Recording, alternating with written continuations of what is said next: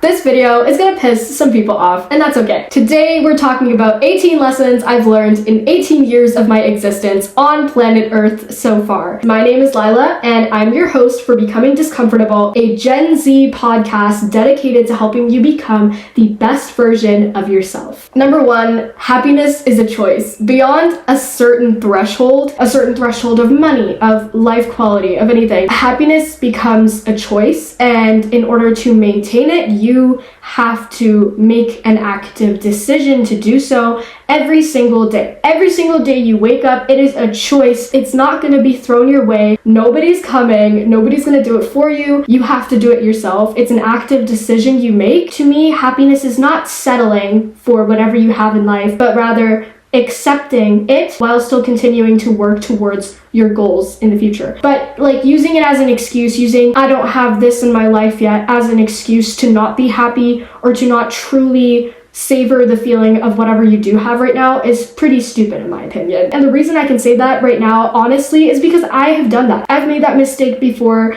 thinking that I would need like this and this and this in life in order to be happy, and that if I chose to be happy with only what I had, then I was settling for less. And that's just not true. I've completely shifted my mindset in the last year, but I'm working towards my goals faster than ever now. Number two, for most things you want in life, you are the only person that can give them to you. What you want from life will evolve as you grow as a person, but in general, you'll realize as you get older and older that the things that you spent so long yearning for, chasing and seeking from other people were actually just voids that you were meant to fill on your own. If you want more love, in order to do that, you have to give it to yourself before you can have someone else do it for you. Even if someone else does do it for you, it won't actually do anything for you because you haven't learned to accept it for yourself yet. Number three, self-education is just as important, if not more, than school. This is probably the most controversial thing I talk about with my circle, with the people around me. Everyone thinks school is first and foremost the center of education, and it is the most important and vital for your education, and I cannot help but disagree with that. What happens when you don't have school in life? Realistically, you're not going to be in school forever. If you take a look at the oldest of Gen Z, who is 26 years old, that means they've been out of college for about 3-4 years now, and many of them are struggling. Many of them, why am I saying them? It's us. We're all part of the same generation. Anyways,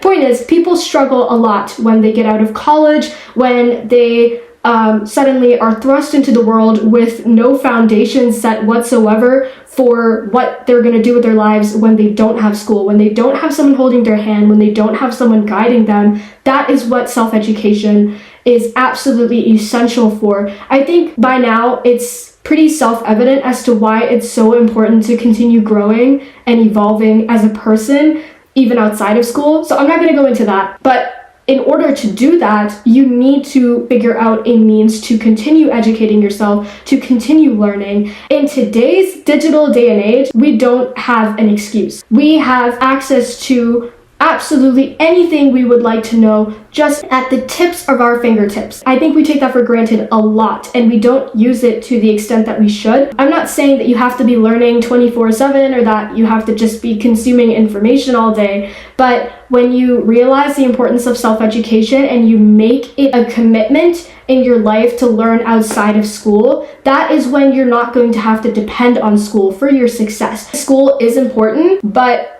it goes hand in hand with self-education and learning and evolving and growing outside of school as well. If you can pair that up together, that's like the recipe for success, regardless of what you want in life. And I think it's really funny because a lot of the things that you learn on your journey to self-education, usually those skills are very easily transferable. The skills I've learned in school have transferred to my self-education and vice versa. A lot of the things I'm teaching myself on my own, lessons, skills, has also helped me do better in school. You know, all the books I spend my time reading, they are the reason for my grade in English class. Even with all the procrastination and everything, it all adds up. The more you do outside of school, the better. Any skill you teach yourself, anything you learn outside of school, whether that's self-development, financial literacy, reading, anything that you're doing, the effort you make outside of school will show you and prove to you that you are capable of standing on your own 2 feet when there is no one there to hold your hand. Number 4, you need to be selfish to become selfless. A lot of people view self-care almost ironically now. Self-care has now become buying like 20 different skincare products, and it's kind of lost some of its meaning. But when I say you have to be selfish, I think self-care is only a part of that.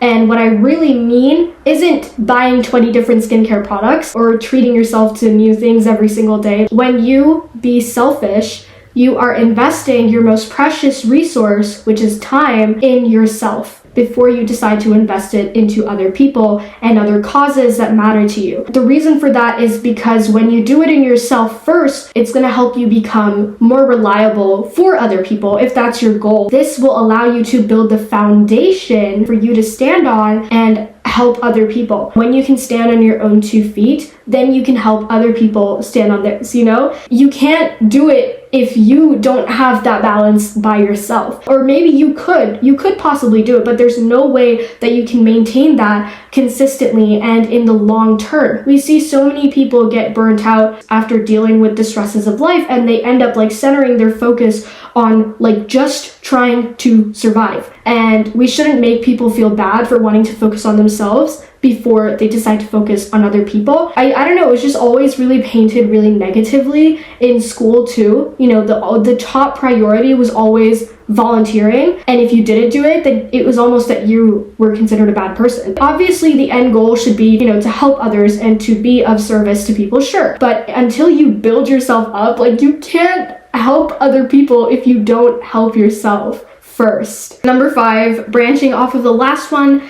investing in yourself is the best decision you'll ever make. So far, just from my own experience, the ways that I've invested in myself, mentally, physically, emotionally, it has completely changed my entire perception of me as a person. I think it's the best gift you can give yourself in life, working on yourself, especially when you are young. 6, the best things in life are found on the other side of discomfort and fear. This obviously doesn't apply to every single situation in the world, but I think for the most part, especially when that discomfort or that fear stems from something that you were deliberately making yourself do, despite not wanting to or despite not feeling comfortable doing so, like when you're pushing yourself out of your comfort zone and then you experience these feelings, I think it's great. Yes, it's normal to feel anxious, to feel nervous about things, but at the same time, you need to pick your risk. You're gonna feel discomfort either way, whether you take the chance or you don't take the chance. The only difference is on one side of the spectrum, you have something to win, and on the other, you kind of don't. So pick and choose your risk, pick and choose your regret, and live by that. And there's nothing wrong with you not wanting to push yourself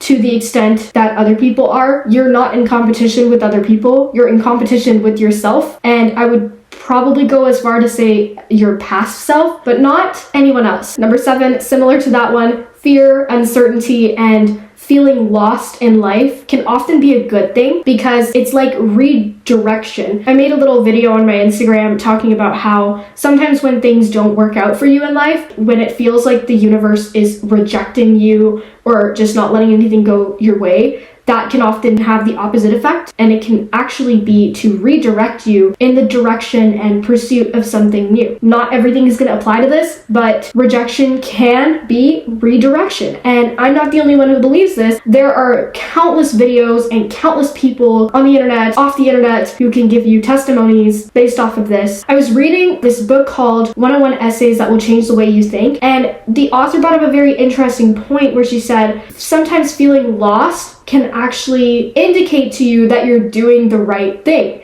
And that might be really confusing to you. She explains it a lot better than me. I highly recommend you read that book. But basically, when you are feeling lost, and it's not all rainbows and sunshine, that's when you know that it's working. You are pushing yourself out of your comfort zone. You are pursuing growth and trying to evolve and trying to adapt to new situations in life and new hurdles and challenges that are being thrown your way. When you try to put yourself out there or do something new, you're obviously going to deal with feeling lost. You've never done this thing before. It's supposed to be that way. And if it isn't, oftentimes I've heard people talking about how if you don't feel that, if you don't feel uncertainty, if you don't feel lost, that's not always a good thing. Number 8, confidence comes from self-awareness. The better you get to know yourself, the better you work on yourself, the more confident, stable, and self-assured you become. Obviously, it's easier said than done. Being self-aware is not easy because you have to face a lot of truths that are not that great. We are not naturally 100% good. I think that dealing with that and facing that head on is a very vulnerable process because it involves you being ridiculously honest with yourself. And sometimes that involves dealing with and facing truths that don't make you feel that good. But by doing so, first dealing with that heads on and then accepting who you are as a person, allows you to move forward in life. No matter where you are in your life, no matter what has happened, that allows you to move forward and to keep going and growing as a person. Going back to the main point, confidence is so crucial. When you know yourself, when you know who you are as a person, when you know what you want and what you don't want, and when you set strong boundaries for yourself, this allows you to attract everything you want, the right people into your life. It allows you to be confident when you go out into the world. You're confident because you know exactly what you want and you go for it, right? And that is what's so attractive to people in general. Someone who knows what they want and then goes after it, that is insanely attractive. And that confidence is just going to naturally begin to place itself in your life, in your everyday work ethic, in your everyday habits, in everything. You'll notice the change in yourself the more you begin to focus on yourself and truly get to know who you are. And in order to do that, you have to let go of some of the other influences and things in your life that are just not really working or that just don't let you think. If you ever feel like you don't have enough time to think and literally just sit in your own thoughts for a while, no matter how scary that might be, if you let yourself do that, it's going to help you figure out who you are as a person. Not that you're meant to be figured out. I just want to clarify that you're not a puzzle, you're not a mystery, you're not supposed to be figured out, but it is always a good idea to know the person really inside. I told you this was going to get deep, okay? But to really know the soul inside. Your soul. At the end of the day, you're a soul. You're not a body. You're not your arms or your legs. You are you. You are the person, the thing inside of you. And that is what I'm saying. That is what you need to get to know. And the only way you get to know that is by actually deliberately focusing all of your energy, all of your shifting your focus onto that thing, onto yourself. That is what allows you to get to know yourself. 9, money matters. I think you should work to live, not live to work, unlike the way that this society has been designed. I'm sure you've all heard of the rat race, the matrix. I know that you hear this all over the internet, but these wouldn't be terms being thrown around if they weren't a thing, if there wasn't a reason for people to actually be saying this stuff. And the reason for that is because the society has been designed to make you live to work, which in my opinion is slavery, straight up. And that is why we're seeing so many trends like quiet quitting, another thing among Gen Z. I don't believe it makes you a bad person to not want to commit to a 9-to-5 forever. I don't believe that makes you any less hardworking, any less committed. I just think it's stupid the way that the society has just, put this one idea of work in place and they expect everyone to just go along with it. I'm not trying to justify, just prancing around doing absolutely nothing, being a completely unproductive member of society, but at the same time, there needs to be a fine balance. And I think that what is expected of people currently is just really dumb. And it is the rat race. It quite literally, like the rat race, I think is like the perfect way to describe it. I had a substitute teacher come in for a chemistry class. This dude is coming in to sub for our science class. He prances in, and instead of talking about chemistry, this dude goes on asking every single kid in the class, does money equal happiness? The golden question of the century. I could see the visible frown on his face get deeper and deeper as a lot of kids said, yeah, it is. I don't think his question was, does money equal happiness? It was more like, is money important to happiness, or does money contribute to happiness? And like, yeah, absolutely. Anyways, the whole point was he made us like sit through that entire questionnaire only to end it with an anecdote about this dude who decided to like quit everything in his life, and he's traveling around the world like a nomad, and he lives on like, I don't know, less than a few $100s a month or something like that. And he said that I don't have any money, but I'm still very, very happy, and I found happiness. Like, that was my last straw. Like, this dude came in prancing around talking about the most random stuff. Like, you're not even doing your job fully. While some people in this world might be okay with living that lifestyle, many of us are not. Many of us are not. And also, something else to consider, like, this is a man, and I think there's a huge difference between men and women and kind of the way that we live our lifestyles. You can't expect a woman to be living the same way, not with our biological needs. Just life is very, very different for each person, and our happiness, yes, it does come from like some basic needs, like sure, everybody needs food, everybody needs water, but then there are other external factors, and that really varies based on the person. For example, a homebody, someone who loves to like stay in and read, and that is where they derive their happiness from, this person is going to have a very different budget, and they're going to need a very different amount to find fulfillment and be happy compared to someone who enjoys traveling.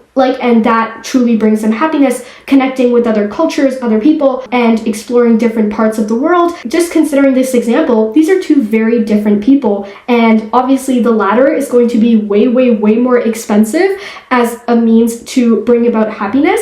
I do agree with him on the part that, money is not everything, and obviously money is like not the only way to obtain happiness. Going back to the first point I made, like happiness is a choice. I do believe that 100% above like a certain threshold. Once you have like your basic needs being met and everything after that, it's like you figure out where you need to obtain your happiness. But like, okay, the way he was talking about it, he was implying that if you want more money, that makes you evil, and that it's just a horrible thing to be aiming for. And it was like he was saying it in a very shameful way, and that he was low-key disappointed in us. Money is not the root of all evil, contrary to what a lot of people say. Money is simply a tool. It's not associated with happiness. It doesn't equal happiness. It doesn't equal any emotion. It's not good and it's not bad. It's simply a tool to help you obtain the things that you want in this system that we live in, right? In today's day and age, money is the main way that we do things. Back in the day, it was like the barter system, which would allow you, or they would use gold. Same thing. Today, it's just a piece of paper that allows you to get the stuff, right? And it is, at the end of the day, just a piece of paper, but it's also so much more than that when it comes down to you literally cannot eat food or buy yourself a place to live or buy yourself clothes that you wear on your back every day without this piece of paper. So that does kind of make it important. And I'm so sick of people like trying to deny that just because you don't need more than a certain amount, or that you're okay with like living on a few $100 roaming the world, doesn't mean everybody is. Everyone is different, and I think that should be okay, and it shouldn't make you evil or bad or greedy to want more money and to simultaneously not like literally give away your entire life just to obtain it. Like, money doesn't equal happiness. It doesn't buy happiness directly, but it can certainly contribute to it, and it can allow you to meet that basic threshold that you need to get to before you can start choosing to be happy. 10. You can choose your people. You'll be handed some good cards and you'll be handed some bad cards in life. Card being a metaphor. Your people, your tribe can be biological, but it can also not be biological, and that you have every right and you are completely 100% capable of creating this reality where you surround yourself with the people that you want to be surrounded with. Not every single family member or distant cousin or aunt or whatever has to be the person that you decide to let into your life and to really like connect with. Number 11, what they say about memories is true. You will never forget making them. To this day, my happy memories bring me peace, knowing that those moments, yes, they have passed, but they're frozen in time in a way. And if I ever want to like revisit them, I just have to think about them and go back into like my little memory space or look back at photos and albums. And it just brings me a lot of peace and comfort knowing that I spent that time making those memories. I don't know about other people, but in the last like couple years of my life, grade 11 and grade 12, I spent a lot of time and energy on this. I tried my best to really focus on making memories, even when it wasn't easy, even when I had like pounds of homework and I was stressed and having mental breakdowns. Like I was still trying to make time for my friends and my social life and just to have life fulfilling experiences that I would remember for the rest of my life. I made sure to make as many memories as I can, and I don't regret even a second of it. Like, I don't even think it's about you being a social person or not. We're all wired to at least want some form of connection, whether you're introverted or extroverted. I'm not saying you have to go clubbing and like go out every single day in order to make memories, but just it's the intention behind it that I think really made the difference for me. I've had other good times in life, but I never was intentional about it, like really deliberately going into every single event thinking that I want to like make this a really good memory. And now like I am super intentional about anything that happens in life, anything exciting, anything new. I always try to be as present as I can within the moment. And it's not even hard anymore. Like it's straight up so much fun. And I think that the way that you view memories and life in general will really change. It's the trend of like romanticizing your life. You know, think about it however you need to, whether it's like you're romanticizing your life or you're being more intentional about it, about every little good little memory in your life, good little event, things that really make you happy. Just try to cherish those moments more and more and more as you get older. Especially, I was watching like an Ali Abdaal video and he was talking about how your happiness decreases as you get older. So for example, the things that would make you happy when you were younger, even if you do them as an adult, you're not going to get the same amount of happiness from them, and over time your happiness does decrease. And I was just thinking about that in relation to like, for example, getting a car at 16, 17, 18 is really fun, really cool. But as I see people in their like 30s and 40s driving around, it's like automatic. They don't view it as like a milestone or like a rite of passage. For them, it's just they have to do it. Like it's a daily habit and it's not really fun anymore. That's just one example. I think it's a good idea to emphasize that you should have as much fun as you can when you're young and really like make the most of it, of your youth, without like putting that pressure on yourself. I know there's a lot of pressure on people, especially in their 20s, to like really live the dream life when there are a lot of barriers, oftentimes financial barriers, mental health barriers that prevent people from doing so. So I completely understand that. When I say like romanticize your life or be intentional about it, like that is in relation to your life, not some Instagram model's life,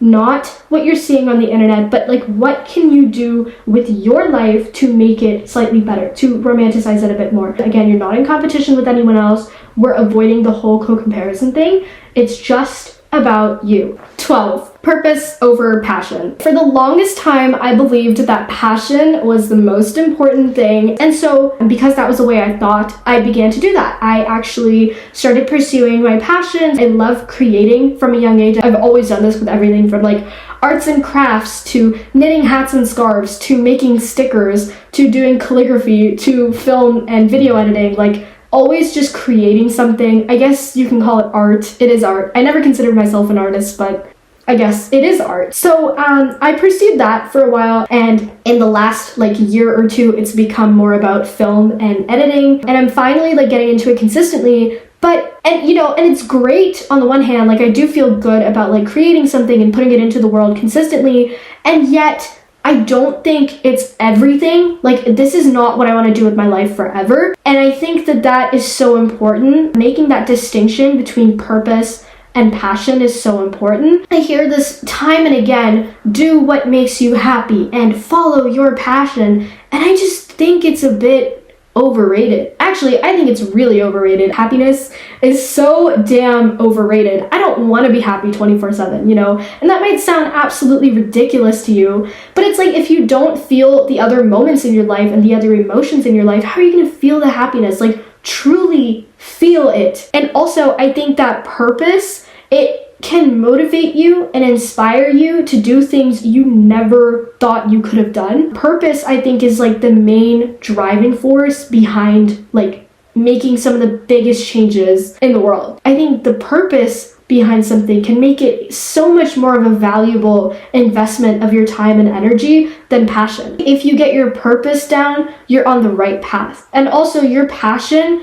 can like be switching up all the time, and you can have multiple passions. With purpose, I think it keeps you grounded and level-headed, and you're really able to think rationally and focus on something, and that's like it gives you something to live for. Passion can do that too, but when that passion is also your purpose. 13, your greatest downfalls will provide the most amount of growth and life-changing transitions for you. So this is a bit controversial because I've heard this talk about how this like justifies trauma, and I'm not justifying it. I'm not saying that the traumas that you've experienced in life were okay, were justified, should have happened. Absolutely not. But at the same time, just from my own experience, some of my hardest times have molded me into the best version of me. The glow ups and like going up in life and unlocking like new levels of life, that has almost always come after like a really long or tough period of something that I didn't really ask for in life. So I'm not saying that it's justified or that the traumas in your life should have happened, but if they did, I think that there is a way for you to shift that around and to grow from that and to really like use that as a stepping stone to do something more with your life. And I'll give you an example of this. So you all remember COVID, right? When COVID happened during the first lockdown, I got stuck in another country on the other side of the world. And I got stuck there for not 1 month, not 2 months, but half a year. 6 months of my life just gone. All my plans ruined, blown into the dust. I'm not going to go into the details of what happened over there, but that time of my life left me absolutely traumatized. And when I came back, the next year was brutal, and my mental health just kept going down and down and down. Until eventually I hit rock bottom. I literally lost complete control over my life, my mind, my emotions, everything. And I finally decided to go get help. Basically, I was on the verge of antidepressants, being offered antidepressants as a solution for the very first time in your life. Even like literally being told about your condition and like having someone voice it in person really opens up your eyes. It opened up my eyes a lot. That was hands down the worst year of my life. I did IB after this, but I've never felt that amount of stress, that amount of anxiety, panic attacks, never had to deal with anything like that ever again. A lot of the stuff that I went through during that time was absolutely not justified, and I would never wish to go through it again. But I think that given that I did go through it, and given that I had to respond to it and figure out a way, like I was literally, set down. They sat me down and they were like, okay, you have an option. For me at the time, the main option that seemed to be my future was antidepressants, and they were ready to hand them out to me, and I did not want to do that. I've always had like a huge fear of drugs and like pills, and I just don't want to get stuck on them. I know I've heard of like what it does to people afterwards. Anyways, point is like I was really trying to avoid it, and it put me in this like huge predicament. It was like I had to choose between, trying to make it work on my own and figuring out alternative ways to improve my mental health and hopefully get my life back, and or I could go down this pathway and artificially get back on track. And that was a really, really tough period of my life, but it changed me to the point where like literally all the things that I've done going forward that have significantly improved my mental health are the reason why I'm even making this type of video today. Like they're the reason why I started my lifestyle page. They're the reason I even started posting about mental health and wellness and like lifestyle and all this stuff. Like if I hadn't gone through that,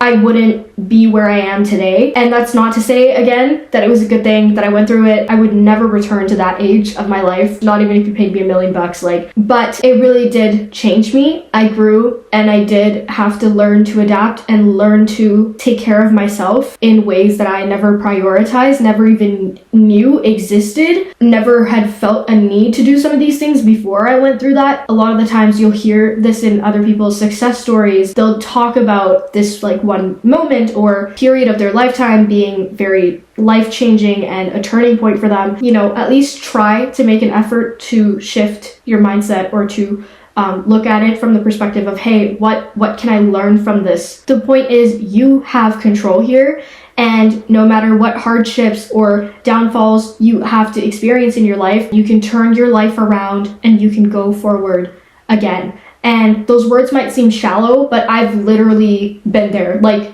I'm not making the story up. I actually went through this and it's worked for me and it's worked for a lot of other people. So it is possible to learn and grow from this stuff. 14, most people, including myself, are way too comfortable. It's actually really sad. And I didn't realize how sad it was until I started doing this stuff. Just how few people are ready to work on themselves and improve themselves outside of school, outside of institutions and societal pressure. When they don't have that societal pressure to mold them into someone else or to grow as a person, they kind of stop.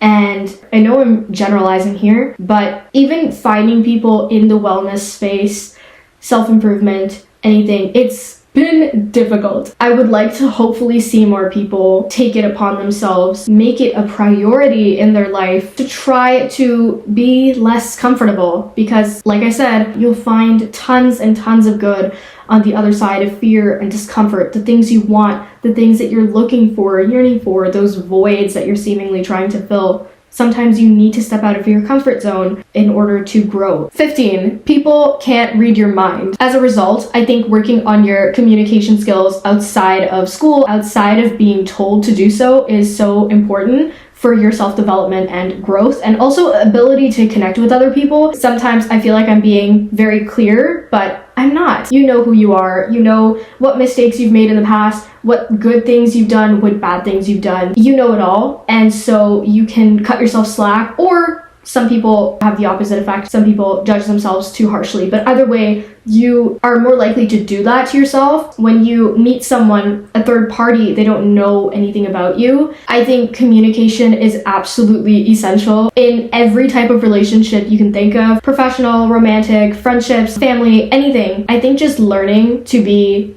clear, speak with like brevity, clarity, be concise, but like also straightforward and get straight to the point with people. I personally don't think it's easy to try to communicate what's in here to someone out there. You know what you're trying to say, but how do you simplify it or say it in a certain way that, you know, resonates with the other person? One of the ways I'm working on this is trying to become a better listener. Honestly, just trying to like shut up and listen more to the people around me and to observe. When I was younger, I was very quiet, and so I would naturally end up doing it. It came very easily back then. Then I kind of lost it. As I got older, I began to talk about a lot more, so we're working on that, but I think it's a really cool skill to have. 16, life is not as short as people make it seem. Every day I hear this narrative, life is so short, you only live once. Like, yes, we have an expiration date, and as morbid as that sounds, I think that it's pretty cool, and I think that our mortality is what makes life cool and fulfilling. It makes it so much more meaningful, and I think you can make it work for you by figuring out who you are. I hate saying that because it's so general, but at least making the effort to do so and knowing that you're showing up for yourself and you're growing every single day and you're, you know, trying your best to